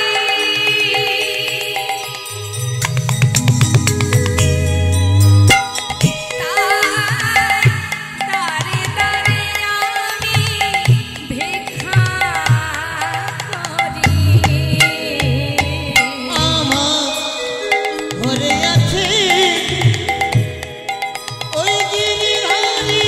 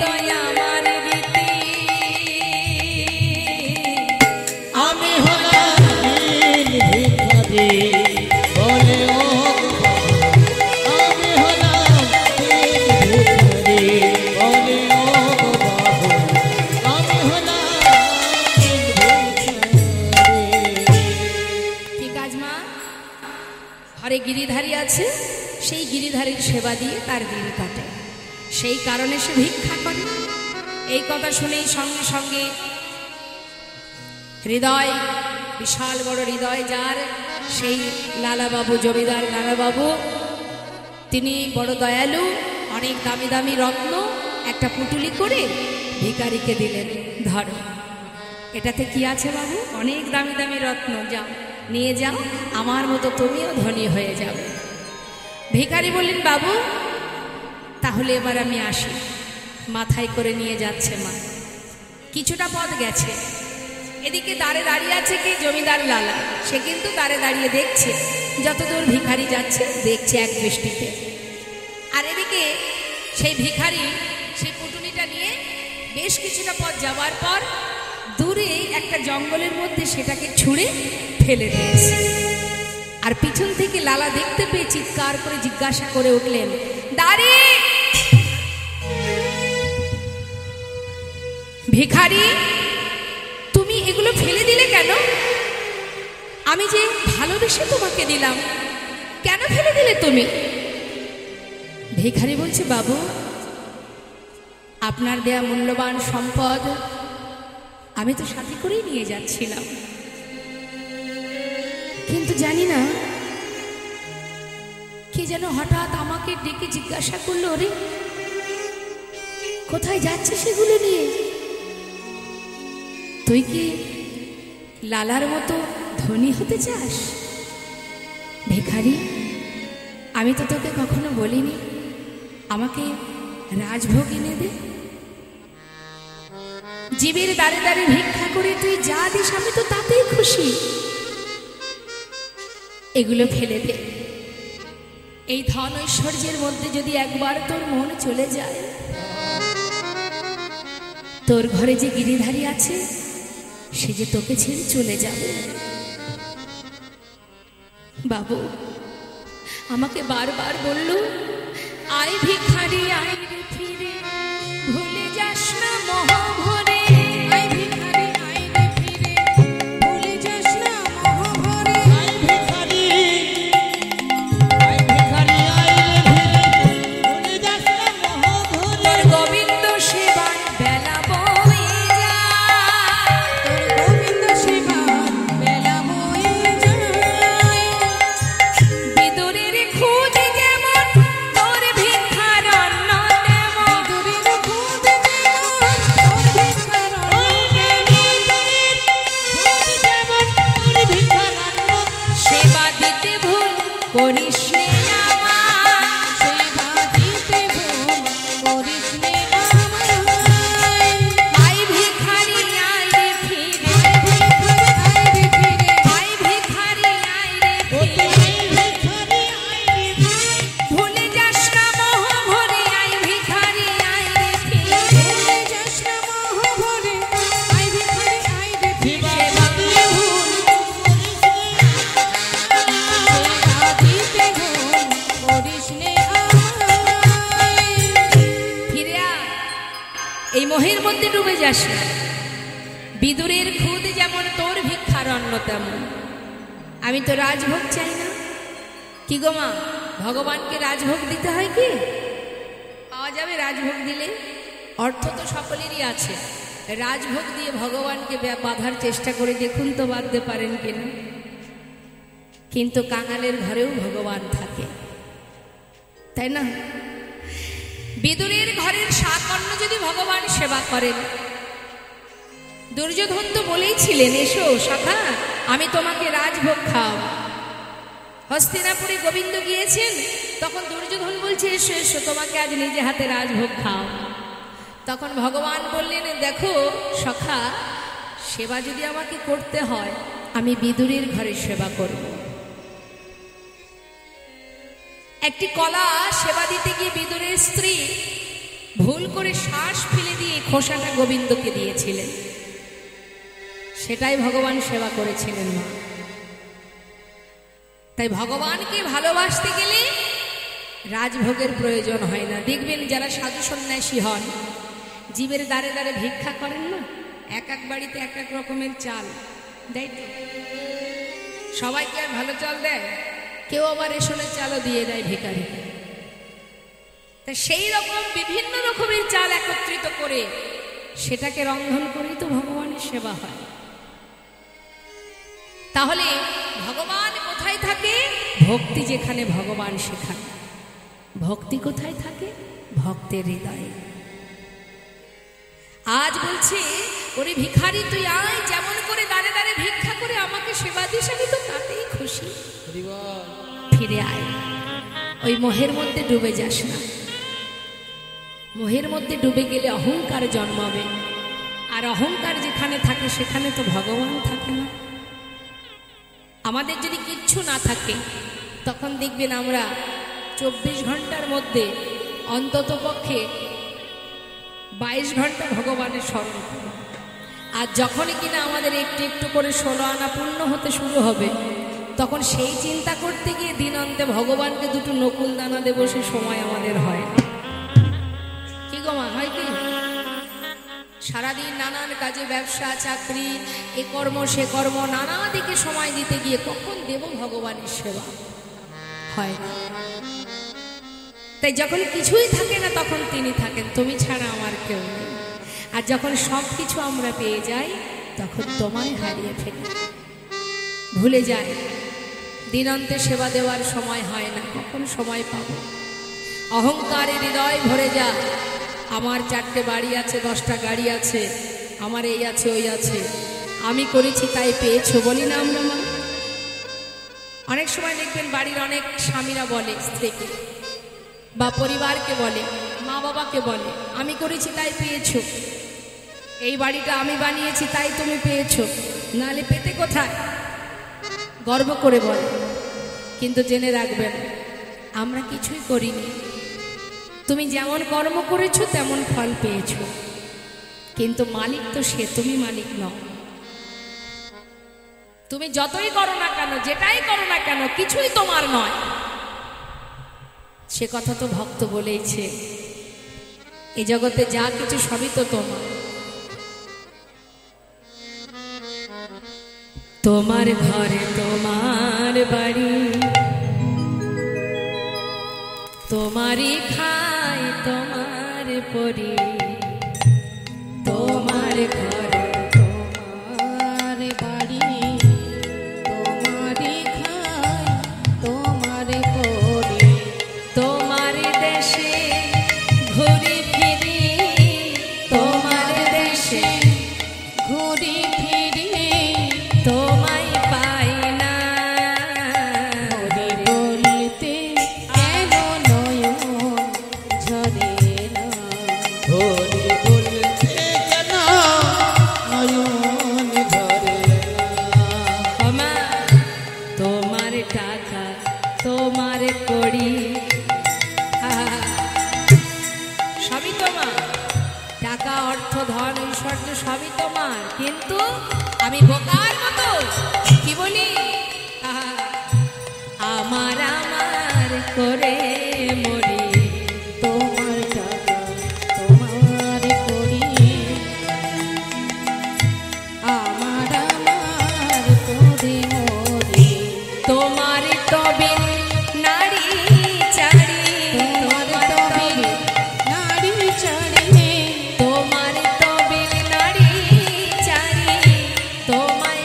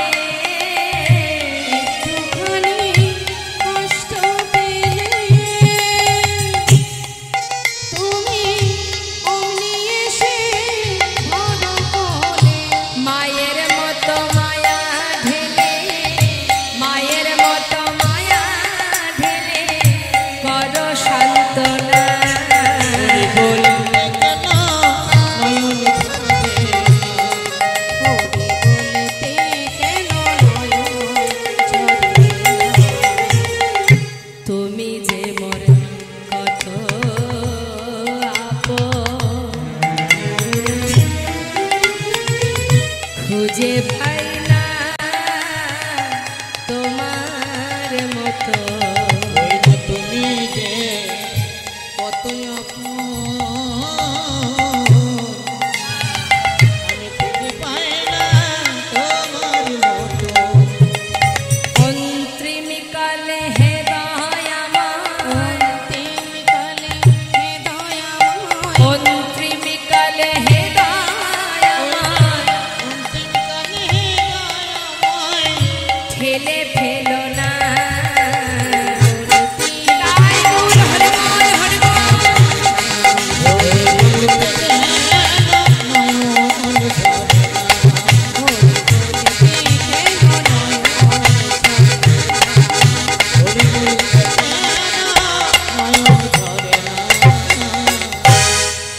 তুমি তো দয়াল, তুমি তো করুণাময়।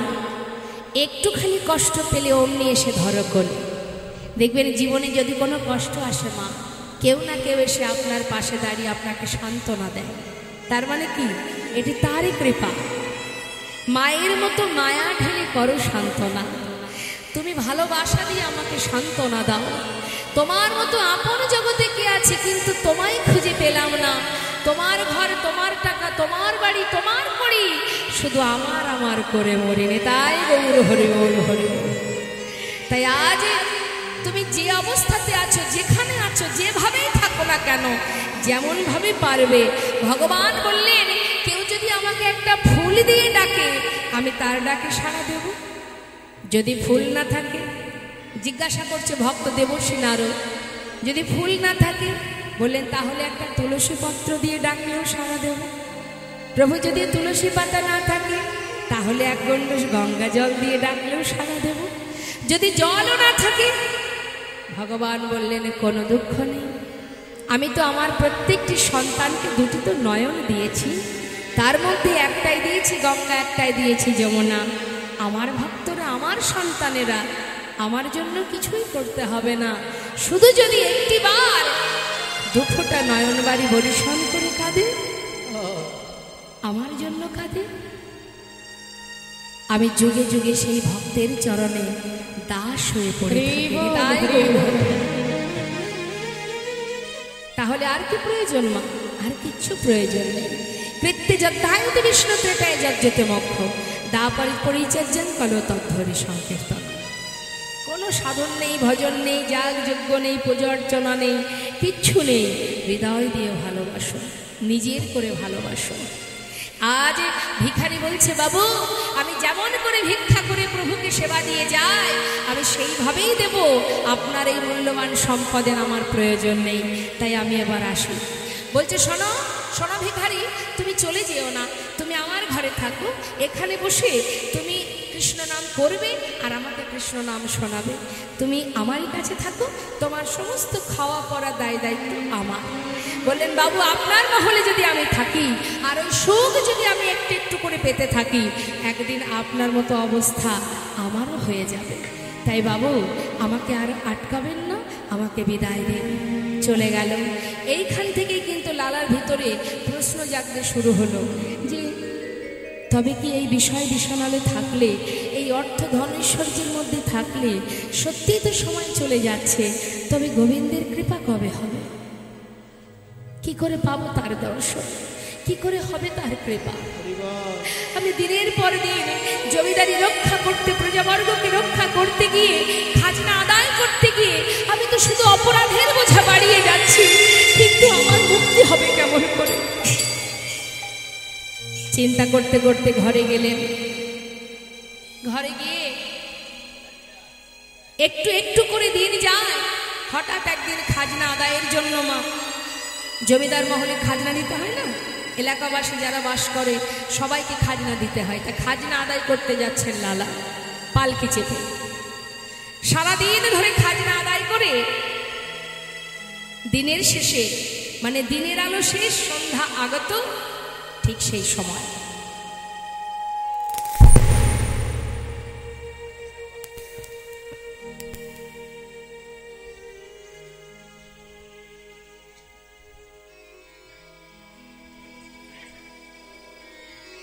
জয় রাধে রাধে, হরে কৃষ্ণ।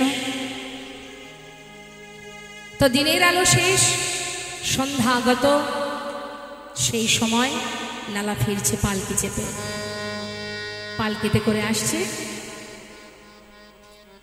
হঠাৎ তিনি শুনতে পাচ্ছেন এক রজক কন্যা। রজক কাদের বলে মা জানেন আপনারা? ধোপা, যারা কাপড় পরিষ্কার করে, ধোপার কন্যা, রজকের কন্যা চিৎকার করে নিজের পিতাকে বলছে, বাবু গো, বাবু গো, বেলা যায় বাসনায় আগুনে দাও, বেলা যায় বাসনায় আগুন দাও। অর্থাৎ আগেকার সময় কিন্তু এত ভালো ভালো ডিটারজেন্ট ছিল না কাপড় পরিষ্কার করার, এখন না হয় অনেক কিছু বেরিয়েছে। আগেকার সময় মা কলার পাতা, শুকনো কলার পাতাকে বাসনা বলে, সেই কলার পাতা পোড়ালে যে ছাইটা হয় সেই খার দিয়ে কাপড় পরিষ্কার করা হতো। এখন রজকের কন্যা বলছে, বাবু বেলা যায় বাসনায় আগুন দাও। আর লালা যখন ফিরছে তখন বেলা চলে যাচ্ছে, ফিরছে সন্ধ্যাবেলা, সন্ধ্যার আগে আগে। এখন ফিরছে যখন ওই প্রতিধ্বনি হচ্ছে, লালার কানে প্রবেশ করছে কথাগুলো। কিভাবে কখন কার ভিতরে ত্যাগ আসে, বৈরাগ্য আসে, চৈতন্য আসে, চেতনা জাগে, কে বা জানে মা। বলা যায় আজ আপনারা এখানে বসে আছেন, সাধু সঙ্গ করছেন, এইখানে এমনও কোনো ভক্ত আছে হয়তো তার ললাটে তিলক নেই, হাতে জপের মালা নেই, কিন্তু দিনের শেষে একবার হলেও ভগবানের চরণ স্মরণ করে তবেই নিদ্রা যান। এমন নিষ্ঠা ভক্ত আছে এইখানে, যদি তার পরশ পাওয়া যায় হাজার হাজার পাপ দূরীভূত হয়ে যায় আর বৈষ্ণবের কৃপা লাভ হয়। শাস্ত্রে বললেন, সাধুসঙ্গ সাধুসঙ্গ সর্বশাস্ত্রে কয়, লব মাত্র সাধুসঙ্গে সর্বসিদ্ধি হয়। তাই বৈষ্ণবের কৃপা, সাধুর কৃপা পাওয়া হেতু আমাদের বড় পাওয়া, চরম পাওয়া। কে জানে কোথা থেকে আপনার ভেতরে ত্যাগের সৃষ্টি হবে, চেতনা আসবে, চৈতন্য হবে, নিজেকে চিনতে পারবেন, বুঝতে পারবেন এবং ভগবানকে ভালোবাসতে পারবেন। আজ পেলে অবসানকালে ফিরছে লালা আর প্রতিধ্বনি শুনছে, কে যেন তাকে বারবার বলছে, বেলা যায়